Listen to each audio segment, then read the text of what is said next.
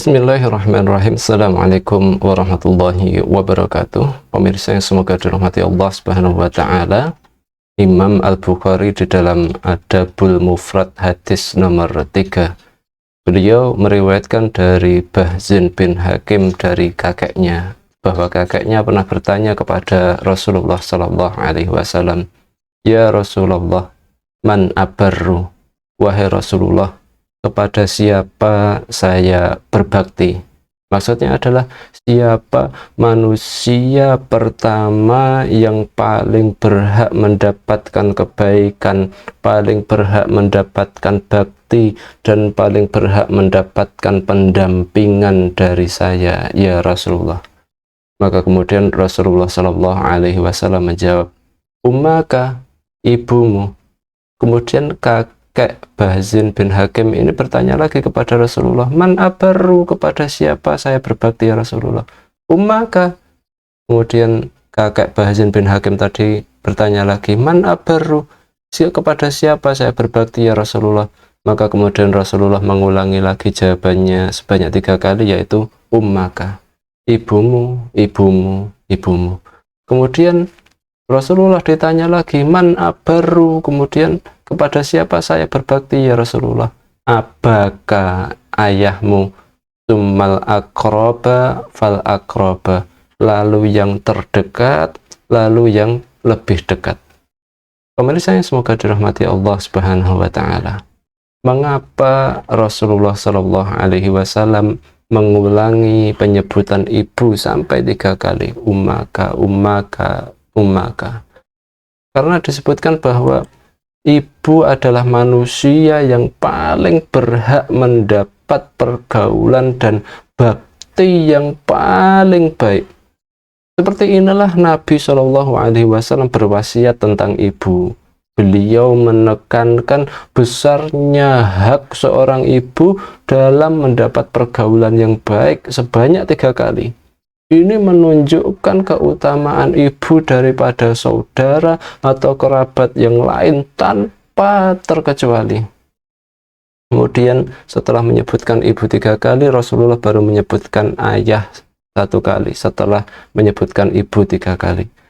Ini karena besarnya keutamaan seorang ibu dari anaknya, juga betapa besarnya beban fisik dan psikologi yang harus ditanggung oleh seorang ibu ketika mengandung, ketika melahirkan, ketika menyusui, ketika merawat dan memberikan kasih sayang kepada anaknya.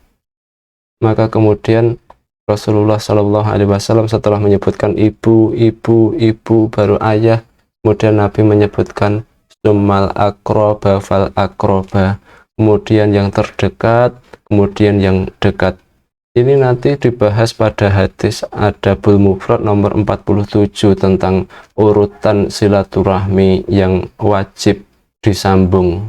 Di situ disebutkan Rasulullah menyebutkan siapa saja yang mendapat prioritas dalam disambung.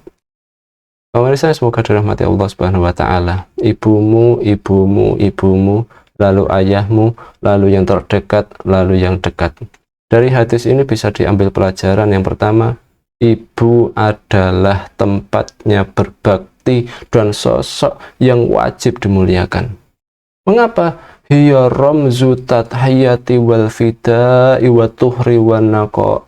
Ibu adalah simbol pengorbanan, ibu adalah sosok yang siap menebus nyawanya demi anaknya. Ibu adalah simbol kesucian dan kebersihan. Kemudian pelajaran ketiga, intinya ibu adalah sosok yang harus dimuliakan oleh anak dan manusia yang paling berhak mendapat pendampingan dari anak. Kemudian setelah ibu ada ayah sebagai sosok yang paling berhak mendapatkan bakti dan pendampingan dari anak. Kemudian pelajaran lain dari hadis ini, kita bisa mengetahui bahwa di dalam hadis ini terdapat anjuran untuk berbakti, berbuat baik kepada kerabat, dan berbuat ihsan kepada mereka. Kemudian dari hadis ini kita bisa mengetahui keutamaan para sahabat serta bersemangatnya mereka dalam mempelajari berbagai pintu-pintu kebaikan dan albir. Kemudian dari hadis ini pula kita mengetahui bahwa manusia itu memiliki perbedaan atau berbeda-beda dalam hal prioritas. Jadi siapa yang lebih dekat dengan kita secara hubungan darah, dia lebih berhak untuk mendapatkan kebaikan dari kita. Kemudian terakhir, yang dimaksud dengan berbakti kepada orang tua, kata Syekh Muhammad bin Shalih Al-Utsaimin adalah al-ihsanu ilaihima bil lisan wal badan wal mal.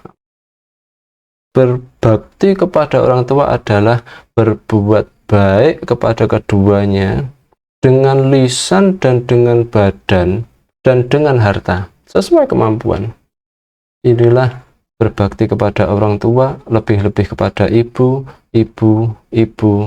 lalu ayah, lalu kerabat yang terdekat dan kerabat yang dekat.